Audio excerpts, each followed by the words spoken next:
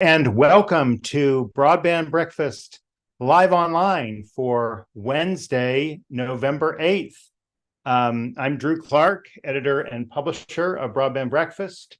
And every Wednesday at 12 noon, we do a session like this of Broadband Breakfast live online. Normally, we have between 2 and 5 other guests. Today, it's just me. We're going to be talking about digital infrastructure investment. This is a preview session for the event, DII, or Digital Infrastructure Investment, that will take place on Tuesday, December 5th. But before I get to that, I want to give a couple updates of things going on. We've actually had an extremely busy couple of weeks. Last week, we had 2 events. We had our regular Broadband Breakfast Live online on cybersecurity and BEAD. And then I was in New York City for Vaughan Evolution, where I had a session with Joe Plotkin and David Guilford of Stealth Communications and Sidewalk Infrastructure Partners about many topics that pertain to digital infrastructure investment. We again called that session Building Beyond BEAD, and it was great. It recorded it, and it's on Broadband Breakfast, so you can watch that if you'd like. So 2 sessions last week. This week we have 2 sessions, today's and tomorrow. In the broadband.io community, we're going to have a session on the changes to the letter of credit requirement by the National Telecommunications and Information Administration. That was big news that came down a week ago today. And so that discussion will be in the broadband.io community. I'll prop the link in when I have a moment for that session. That's from 12 to 1 o'clock Eastern time tomorrow, Thursday. And then next week, we have 2 events as well, because in Washington, we'll have an in-person event called the Connect 20 Summit. We're doing that with our partners at Network On and the National Digital Inclusion Alliance.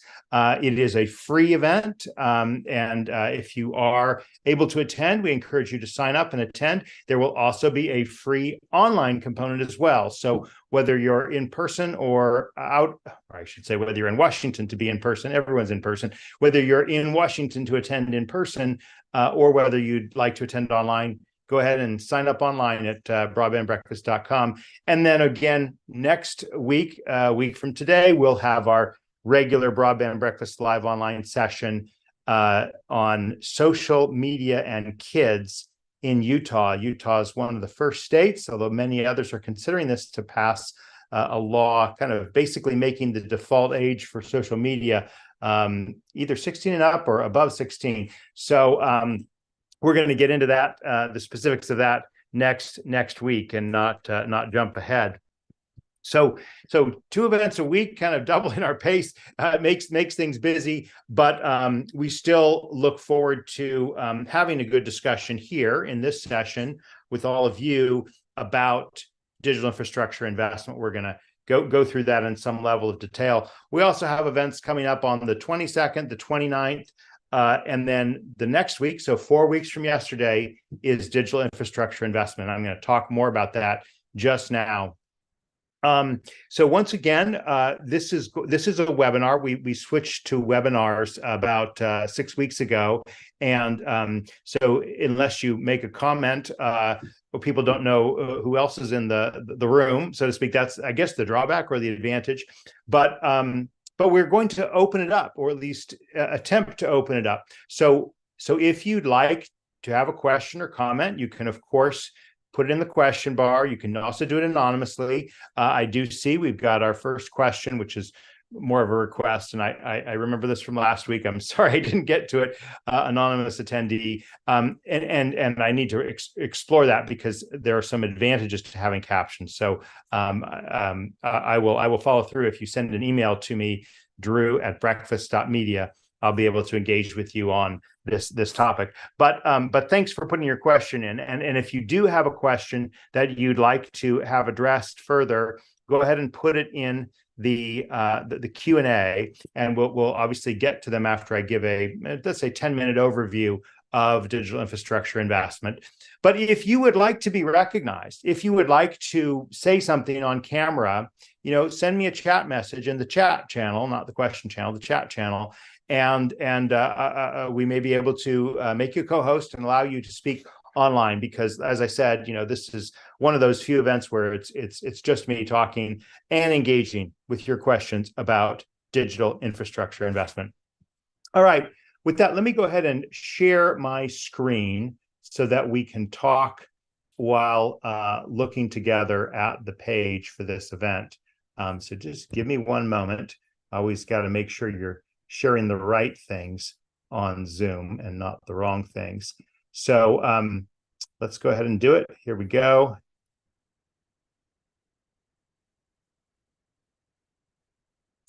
All right. Give me a thumbs up if you can see Broadband Breakfast Live Online. This, of course, is our page for our event every week.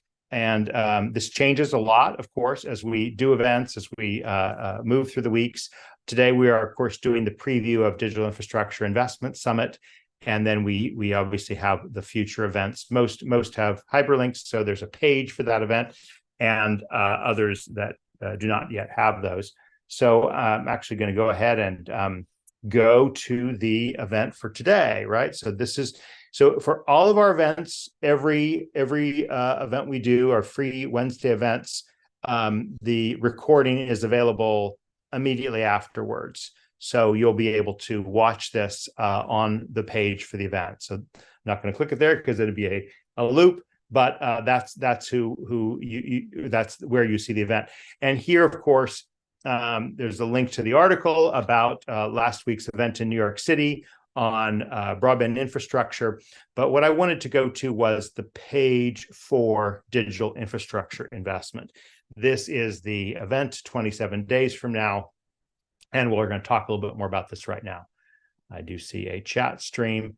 So thanks again for putting that in the chat. Turn on the captions. Okay, so I have some people saying they want the captions turned off and others wanting them turned on. I am not going to be able to do that now, but I look forward to engaging with you. Feel free to email me, drew@breakfast.media, so we can follow through on that after this event. So what is digital infrastructure investment? DII is a mini conference. It's actually a full day conference, 8:30 to 3:30. And we've been doing it now. This is the 5th conference we've done for more than 3 years in a row. Okay. And so we did the first one in 2020, the height of the pandemic. It was all online in collaboration with our partners at the time, Broadband Communities.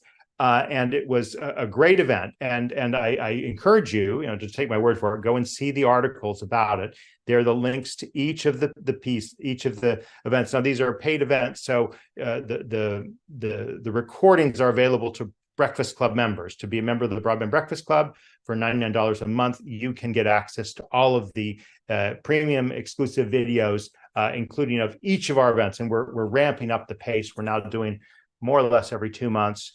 2.5 months, we're doing a major event like this. So digital infrastructure investment 2020, and I may, through the course of this session here, go back over a little bit about these events. 2020 was all virtual. 2021 was hybrid event, full day. 2022, we did a half-day event at Broadband Communities in Houston. And then last year, literally a year ago next week, we did our first all-day event in Washington, Digital Infrastructure Investment 2022, Washington. And this is where I wanted to go a little bit, tell you a bit about it. So we focused on 4 topics at that session. I'm going to go down to the program here. And we talked about the state of the Infrastructure Investment and Jobs Act, which was, just kind of gearing up at that time a year ago. And then we moved on to broadband mapping. Had a very detailed conversation about the state of broadband mapping, and then moved on to financing mechanisms for community broadband, and concluded with a roundtable on venture capital, private equity, institutional investors. Okay, that was last year. Okay, a year ago. So fast forward to this year, and BEAD is still a part of the discussion, right? I'm not saying it's not. In fact, for each of the three additional events we've done, I guess I need to back up. For two of the three additional events that we've done since digital infrastructure investment, BEAD has been a very important component.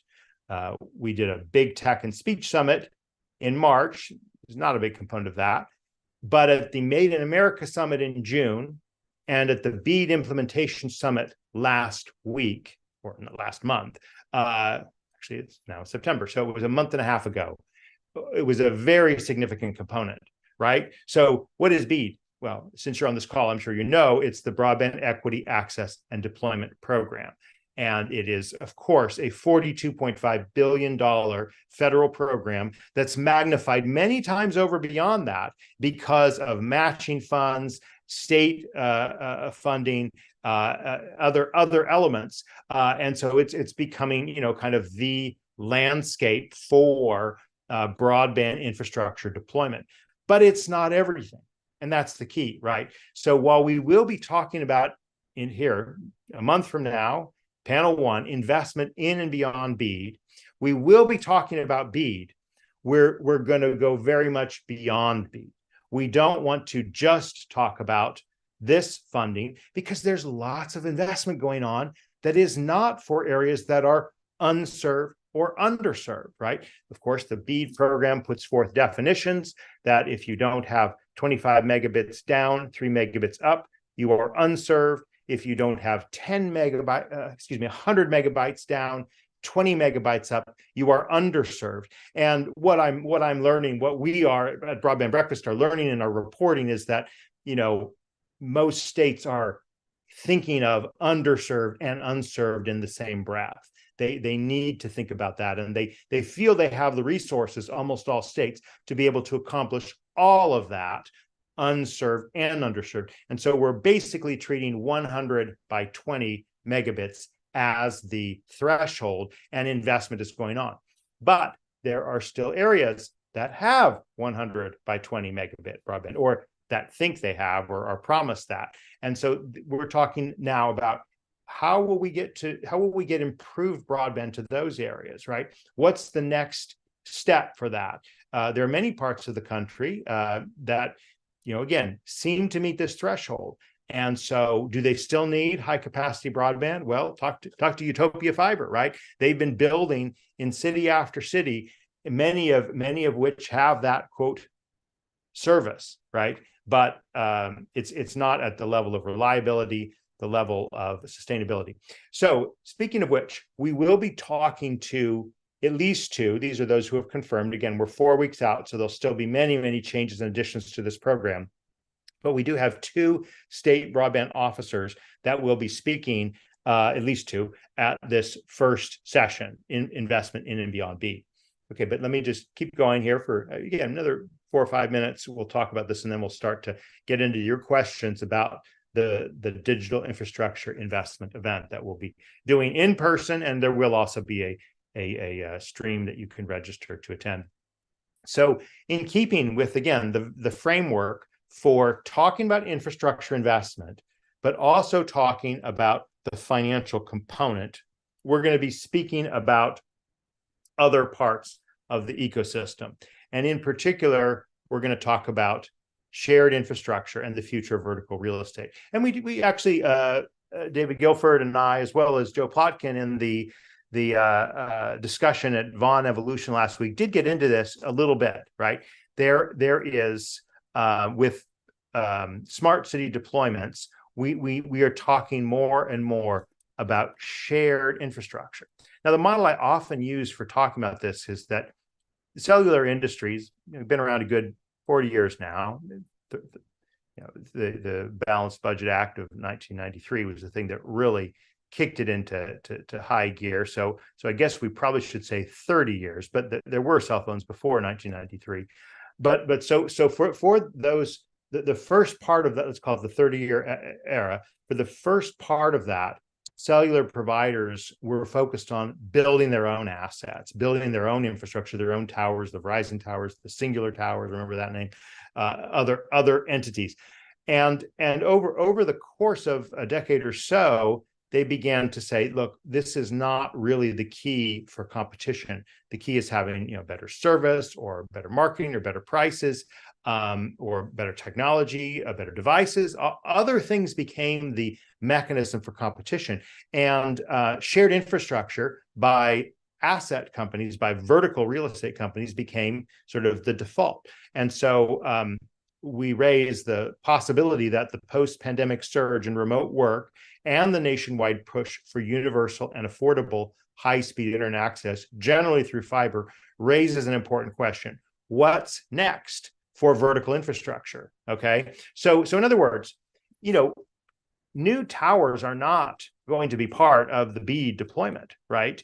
But new towers need to be part of digital infrastructure and digital infrastructure investment. And so we're going to be talking in this panel too on how wireless infrastructure is being capitalized. How is wireless infrastructure connected to the fiber builds that are happening as part of BEAD? And not just the fiber build for last mile, but there are, of course, many, many deployments under the middle mile program, that small $1 billion program that was also part of the Infrastructure Investment and Jobs Act, which of course we've talked about and had sessions and programs on here. So this is kind of the framework for panel 2 at digital infrastructure investment. Small cell deployments, the role of managed services within multiple dwelling units also comes up too. Again, this is where there's a need to provide the high quality service throughout a residential or a commercial or enterprise environment. And so the wireless cannot be forgotten. I mean, again, those of you who attend Broadband Breakfast regularly know that we talk a lot about fiber, right? We believe in better broadband, better lives. Better broadband almost always, in fact, I will say it always involves fiber at some point, right? If it's fiber, it's not fiber to the home, which again is the gold standard. I've got fiber to the home finally. 3 years ago, I moved back to the DC area and I got for the very first time fiber to the home after not having fiber for many years. And I am very grateful to have fiber. But I also don't like how bad my cellular connections are when I drive around my neighborhood, okay? I literally cannot get a signal for my driving directions from my home to the stoplight on Route 7 because the cellular coverage is not great. So this is an area that needs to be, we need to keep our focus on this too, right? Maybe it's not the same degree of focus 4 years ago when 5G was what everyone was talking about, but there is a need to update our wireless infrastructure as well as our wired infrastructure. And panel 2 will be talking quite a bit about this. Okay, 2 more minutes, guys. Hang with me, and then we'll get to your questions and your comments. And those of you who want to chime in, we will see what we can do on that too.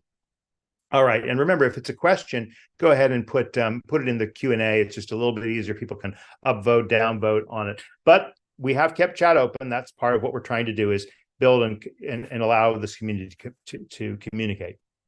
All right, I am super excited about panel 3 at digital infrastructure investment. And again, we've got some people out there we're really anxious for. We're just not quite ready to announce this yet. But panel 3 will be about developments in open access, okay? And there have been many developments over the past year in open access. This is why we say it's changing the offing. The US is still quite early in our nation's experimentation with open access networks, but countries including Sweden have seen widespread success in implementing this model. Open access networks aim to deliver affordable and high-speed internet, even to remote, low-return areas. So we kind of take that canard that open access doesn't work in rural areas. It does, right? Not always, but it has been done. And we will talk about the policy and operational challenges that are often needed before this adoption can work. And what we're going to be able to address, I believe, is some of the major developments in the marketplace in the United States in the open access space.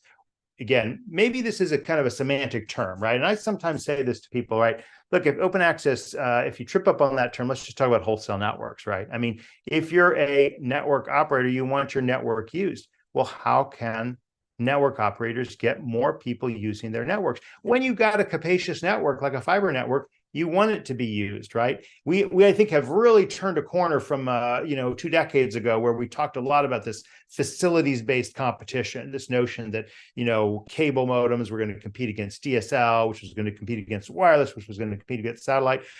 I'm not saying that's not true. Competition is a good thing. I would never argue against competition, but increasingly it's going to be competition on the same wire, right? Because I am not familiar with people who, it happens, but it doesn't happen a lot where there's multiple fiber wires coming into an individual home, right? Once you get that fiber wire, which is why the next couple of years are so crucial, once you get that fiber wire to a home, we're going to see less opportunity than we see right now for those broadband builders. All right, and so the open access panel will lead into, and we're also going to have some keynotes again, which we look forward to announcing in the coming days and weeks. Panel 4 is on the role that internet exchange points play and data centers play, and this in some ways a bit of a hidden issue, right? Hasn't been that visible, but it's a really crucial issue. And every time I hear people talk about this at conferences, I do go up to them and say, thank you for talking about this. This is very important, because while there's substantial investments in last mile fiber, middle mile, backhaul access, and data centers almost seem left out of the current conversation. But despite this profile, there are some entities that are working to improve the number of internet exchange points that will facilitate the transfer of traffic, right? And again, those who follow broadband know that they're vital to reducing latency and lowering costs. And notably, 14 US states and 3 territories currently lack any internet exchange point. So we're going to talk about the obstacles they face, how will more IXPs facilitate data center and cloud computing progress, and what's next for data centers, internet exchange points, cloud computing, AI, which of course is using and computing a lot. So these again are the topics that we are going to be addressing. Thank you, those of you who have already registered. We are continuing to keep our early bird registration of $195 for this event until November 17th, 9 days from now, and then it will go up after that until the event on December 5th. So I encourage you to sign up for it. And to and again, as we lay out more panelists, we hope that will continue to build the momentum for it. Okay, I'm beginning to get some good Q&A. Thank you very much for the Q&A. I'm also going to look over at the chat window. Okay, again, if you would like to speak or ask a question, I mean, part of what we're interested in is what you'd like to see out of this event. Okay, or out of other events that we do as part of our free series, our Broadband Breakfast Live Online. And I do see a number of questions, so I'm going to go ahead and turn, and I guess I know you all can see them too. I haven't been paying attention to the other platforms besides Zoom, simply because I can only do so much. Let's go ahead and take these first questions. So the first one is from Ron Suarez. Thanks, Ron, and thank you so much for being on almost all of our programs. I can always count on you being there. So thank you for that, Ron. In your state, all of the funding seems likely it will be going to incumbent ISPs. What are the opportunities, if any, for educational nonprofits to participate in funding for workforce development? Go ahead and reply or add to your question the state you're in, Ron, okay, so that I can know that. But I don't be defeatist, right? We're not even at the third inning yet. Maybe we're at the second. Maybe we're at the top of the second inning, but we're not that far down the BEAD deployment process yet. Okay, and so I would not give up hope on the opportunities for competition. Again, I'm not saying that it's bad that funding goes to incumbent ISPs, but there's a opportunity for new entrants that hasn't existed before, and so I wouldn't even give up on the educational nonprofits participating in BEAD. There are obviously challenges. I'm not denying them or undercutting them, but there are definitely opportunities for other entrants, other non-incumbent competitors to build out broadband capacity through the BEAD deployments. Now, you ask about workforce development. It is not necessarily the focus of this conversation or of digital infrastructure investment? Maybe we will include a workforce component. Perhaps that's a great question to be asked of Christine Hallquist and of Thomas Tyler. In fact, I know both of them have thought of that issue, as well as other state broadband officials that we hope to have in the discussion. So thank you for the question. Again, if you put in your state, I can either have a conversation now or a sidebar later on that. So moving on to the next one. The next question comes from an anonymous attendee who asks, makes you wonder, doesn't it? And that's not going to help close the digital divide. Need a little more context, anonymous. Again, I know I said a little bit or a lot before we got to this, so feel free to send a follow-up here or send it in the chat. I'll keep it open until we get a little more clarity. The next question is from Shelley Warren. Shelley asks, how has middle mile, and I'm going to assume that you wrote, Shelley, you meant to say middle mile. How has the middle mile tracking affected speed for users? Does the implementation of rules to preview, suppress, or allow factors change the ability to serve speed needs? Okay, so let me translate that. Are you asking about the role of speed testing? And if you are, then this is really what's going on right now, right? The very thing that's happening in the discussion over BEAD is about the challenge process. Two states, Louisiana and Virginia, had rolled out their challenge process previously. I think in the last day or two, there's been either 1, 2, or 3 more. We'll be reporting on that today, so stay tuned. But there is, and part of the challenge process is the opportunity to include, speed tests, right? Testing of speeds in this process. And so if that's what you're asking, then this is part of BEAD, right? And again, it's something some of us have been talking about for 15 or more years, the need to get actual speeds as part of a broadband build-out. So I hope I'm addressing your question, Shelley. If not, feel free to put another one in or address it further. Okay, so moving on. Andrew Drozd, thank you, Andrew. We often emphasize the transformation of shared infrastructure, including fiber access, but I don't always hear about how shared spectrum technologies are being exploited for improving communications capacity in hybrid wireless fiber networks. Will the panels and BEAD initiatives include that aspect of transformation in middle mile, last mile deployment context? There is also the notion of decentralized networks and cloud architectures. So thank you, Andrew, and thanks for participating in our discussion about shared spectrum that we had just a few weeks back on Broadband Breakfast Live Online. So interestingly, and I will go ahead and close my window here. Interestingly, the digital infrastructure investment event from, I believe it was 2020, right? The very first one, we had a really good discussion about shared infrastructure and shared spectrum. Okay, and we actually had Dean Bubley from the United Kingdom, who I ran into last week at the Jeff Pulver's Vaughan Evolution event, and he's been talking about this, right? So I'd love to know more, Andrew. Feel free to email me. I'm going to put my email in the chat window for everyone, and we can talk further about the shared spectrum component.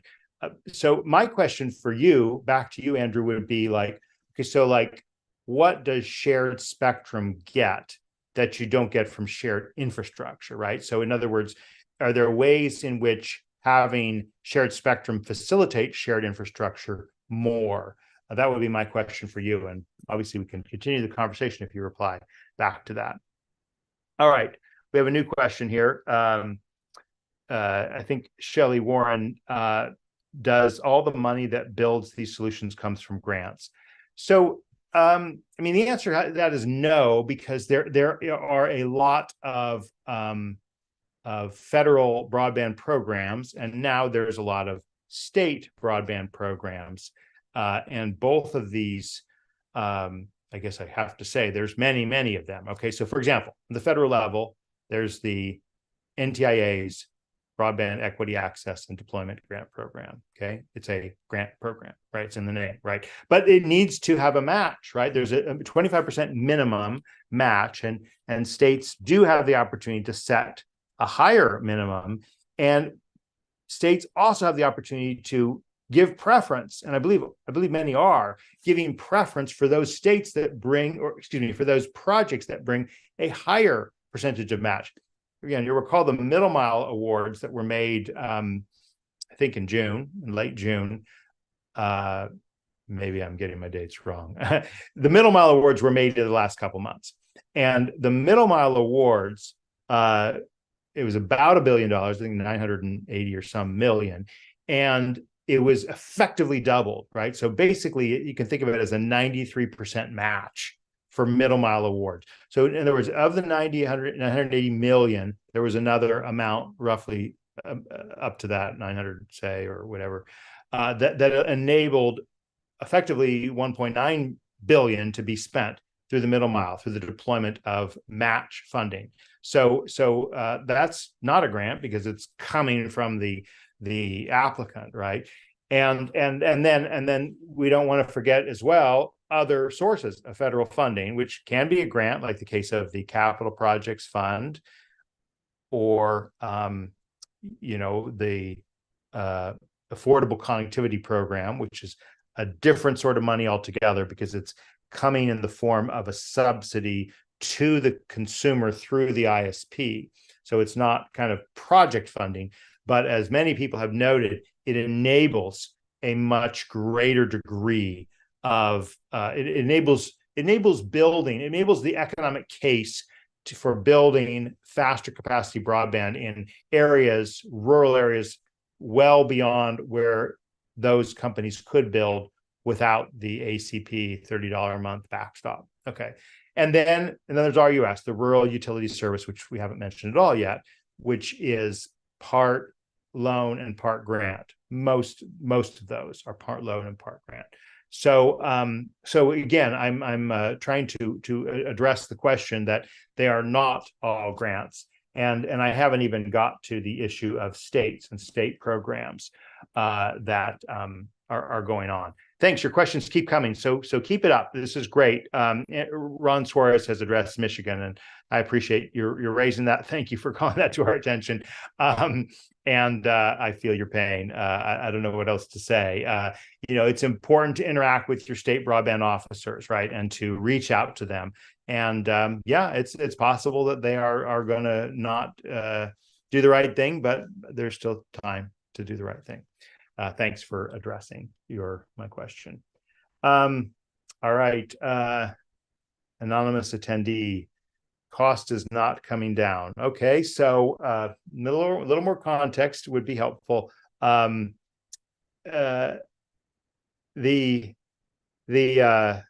cost is I have been heartened by how much we have had cost as part of the conversation. Okay, the Biden administration is not letting go of that.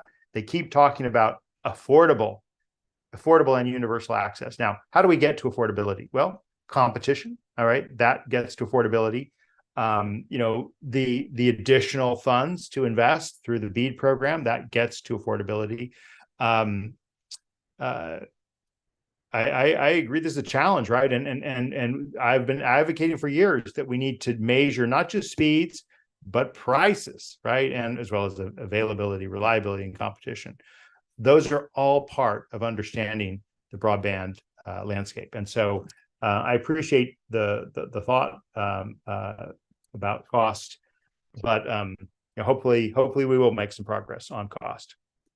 All right, Andrew, thanks for being willing to interact further on the shared spectrum piece of the equation, and I look forward to interacting with you on that. Okay, wait, back to my questions. I disappeared my questions. So let's go to Dan Smith's question. All right. I'm advocating for as much as practical the new last mile to be open access and ownership by a public or neutral agency. Connect the new fiber to points where both Spectrum and Hawaiian Telecom provide good speeds. Are there some models? What are some models to look at? Thanks, Dan. And again, thank you also for being part of our discussion so frequently. So we are seeing more discussion about open access, absolutely. And let's take a step back and talk a little bit about middle mile versus last mile. Okay. And again, sometimes these are obvious, but it's good to just hammer home that, there's really, in short form, many more, but three basic categories of networks. There's the backhaul, or backbone is a better way to say it, right? The backbone networks like Chicago to St. Louis, right? Or New York to Washington, right? Or San Francisco to LA. They're going from IXPs, Internet Exchange Points, to other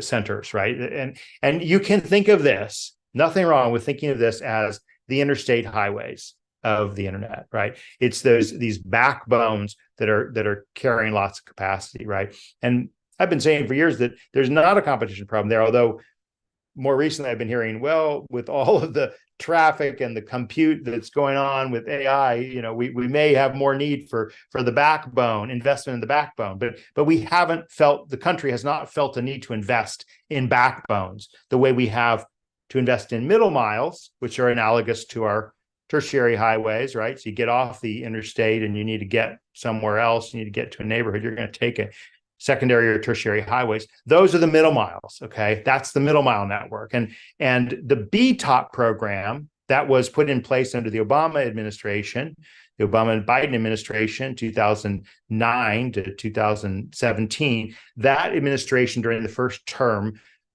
invested in broadband through the Broadband Technology Opportunity Program. I had the opportunity of being involved in that through my work as the state broadband officer in Illinois. In Illinois, there was $350 million in federal, state, and private funds invested. And our organization, the Partnership for Connected Illinois, had the opportunity to kind of have an oversight role over the BTOP funds in the state of Illinois. BTOP was almost exclusively middle mile. There was like one or two projects that snuck in, including one in Illinois, that were last mile. But for the most part, it was middle mile deployment. So we got a lot of investment in middle mile by virtue of the BTOP program. Now, flash forward, if you want, to now, the BEAD program is $42.5 billion on last mile, a very small amount on middle mile. And so we're talking now about those neighborhood roads, right? So like I get out of my driveway, I'm on a last mile road till I get to, Route 7 or longer till I get to the middle mile. And so you need the last mile. And this is where the biggest competition problem, the biggest problem is in these access networks, these last mile access networks. Okay, so now to Dan's question on open access. Middle mile is run of the mill, or I should say open access is, run of mill. It's commonplace in middle mile networks, right? Where you get to the uniqueness of open access is in last mile networks. Okay, so again, I can't speak to the particulars of Spectrum and Hawaiian Telecom in Hawaii on this, but for many years we see lots of these regional middle mile networks, and they're shared, right? They're shared. Sometimes we know about them because they're publicly shared, and sometimes we don't know about them, but they're still shared by the many commercial providers that participate in these networks. So in terms of your question specifically about good models to look at, one place to look is in state of Washington, where public utility districts have been doing open access on the middle mile front for many years, right? When we're talking about last mile open access networks, there's much less to look at in the United States. We look at Sweden, we look at South Africa, we look at UK, City Fiber. We had the CEO of City Fiber at our very first digital infrastructure investment event, and he talked about their wholesale strategy or open access strategy in the United Kingdom. So there are ways that local last mile networks are amenable to open access sharing, but in the middle mile, it's very common. Okay, so I hopefully I've sketched out some good models to look at both on the middle mile side and on the last mile side, and we'll talk a lot more about these topics in panel 3 at digital infrastructure investments. All right, so let's go to the next question. Actually, I'm going to go back to Shelley Warren, and Shelley has provided some more context for our previous questions about middle mile and money being built. So let's address both of Shelley's additional questions here. Speed testing and the ramifications of so many extra tracking threads that seem to have really slowed down my searchability. Speed just seems slower every day. Okay, thanks. And additional context Shelley provides. I am a software engineer surprised by how slow stuff seems and loads on client systems. And I'm a believer in decentralization solutions. Also from Utah. Thanks for answering. Okay, thanks for giving that a little more context. So, and we have talked about some of this on previous Broadband Breakfast Live online sessions.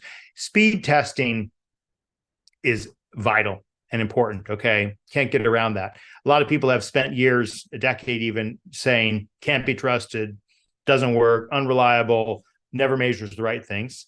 And you know what? Those statements are true. But that doesn't mean you shouldn't do it, right? It just means that you have to use it with caution, right? And so, like, for example, I mean, I have fiber to the home in my home here in Great Falls, Virginia. And it's very good when I've tested it. When I tested at the router, basically gig up, gig down. But everywhere else in the house, it's not that good, okay? And you know why? It's because my router's down in the basement. And most of the time I'm working upstairs. I'm here in the middle because they have better broadband connection than if I went upstairs. But what is that? That's not a function of my last mile network, right? My last mile fiber network. It's a function of the wireless conditions in my house. Okay, so that's one of the reasons. Just one. There's many others, right? Okay, how many people are on the network? Again, that's more of an issue with networks like PON networks and cable networks, right? Not active Ethernet fiber networks don't have that problem, but it can be a problem, right? That is to say, overcapacity, oversubscription on a particular network, right? And so when Shelley raises these issues about your speed seems slower every day, there's still other dimensions, which is, again, kind of what's going on the computer or the device that you're searching on, right? I mean, is there malware or bad software on your device? There's lots of things. I've said just three, right? The connections, the capacity on the network, and the software environment and the computing device that can all impact the speeds that are reported and are actual. So I hope I've addressed some of your concerns. What I take from this is that, those who think that 100 by 20 is going to be enough are fooling themselves, right? Or even those who think 100 by 100 is enough are fooling themselves.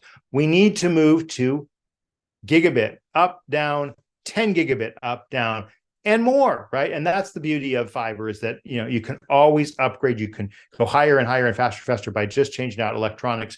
The fundamental infrastructure of fiber is proven technology. It's been around 40 years, right? It's just, I'm so sick and tired of those who think that fiber is not really the type of technology that we need. We need to get in many places as deeply as we can get it in order to have better broadband and better lives.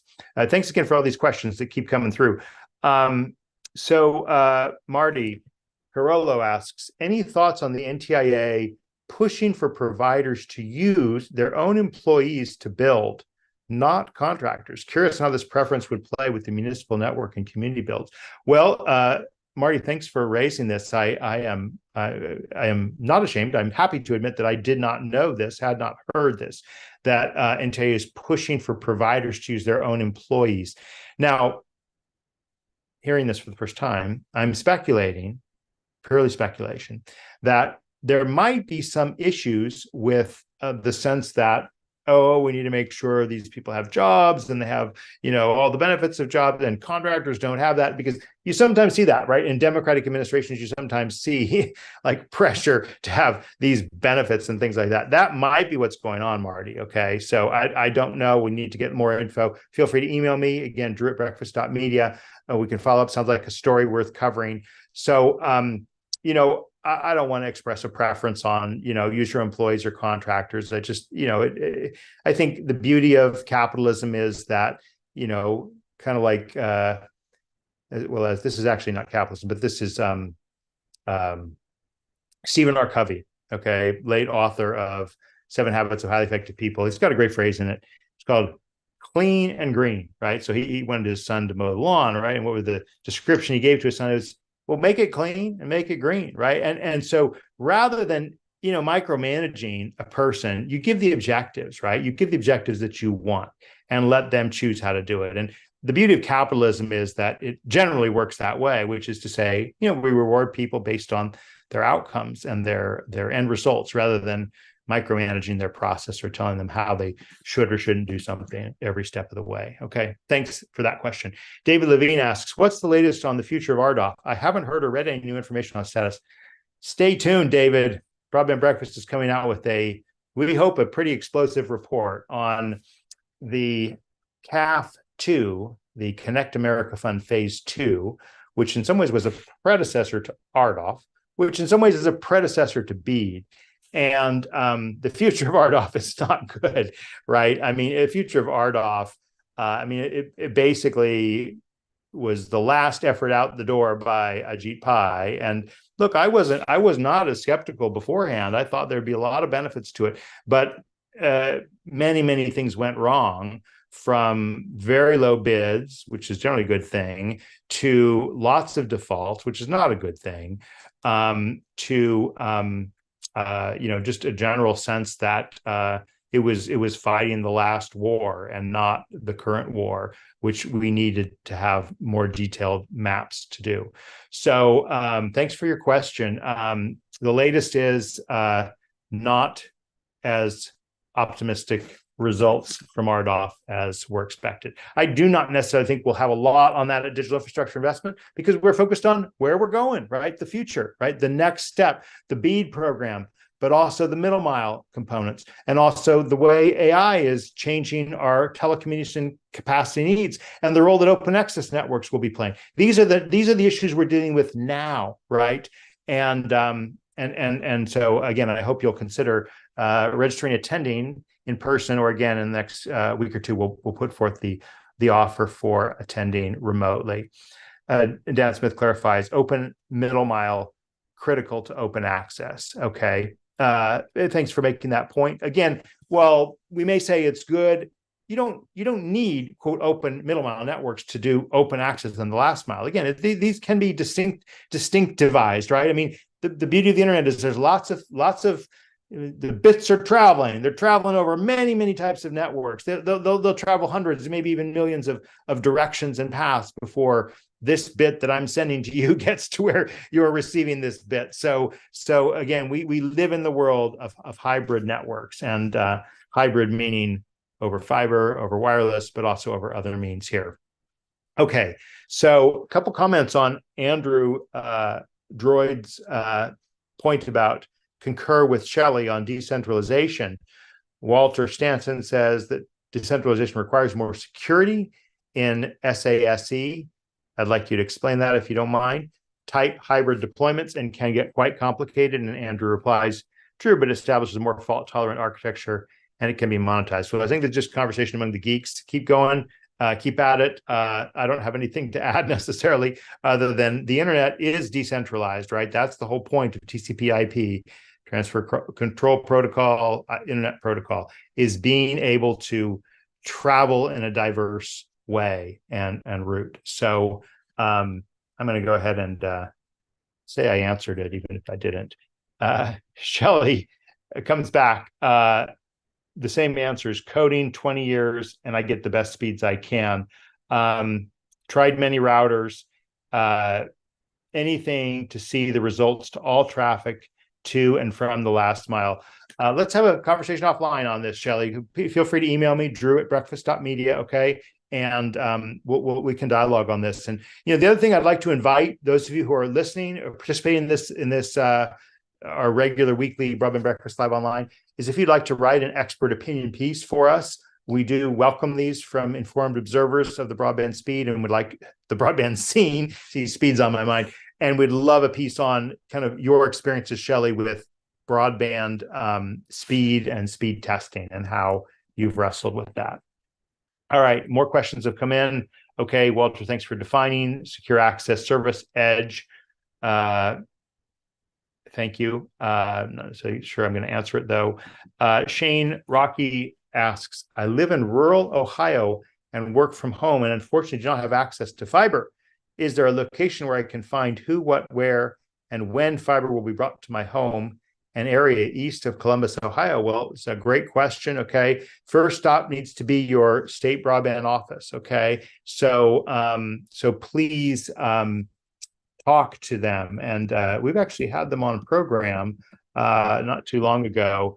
I put my email in the chat window for those who want to get in touch with me. So back to Shane's question. In terms of like looking at where and when fiber will be brought to your home, I think this is kind of, the next phase of broadband mapping is not just where things are right now, but where they're going to be. Okay. And even though there was an FCC map, and that map has contributed to locations that have gone into the BEAD allocations, there will be updates on the federal level, but also on the state level. So this is kind of, again, getting into the weeds. I again, welcome that conversation.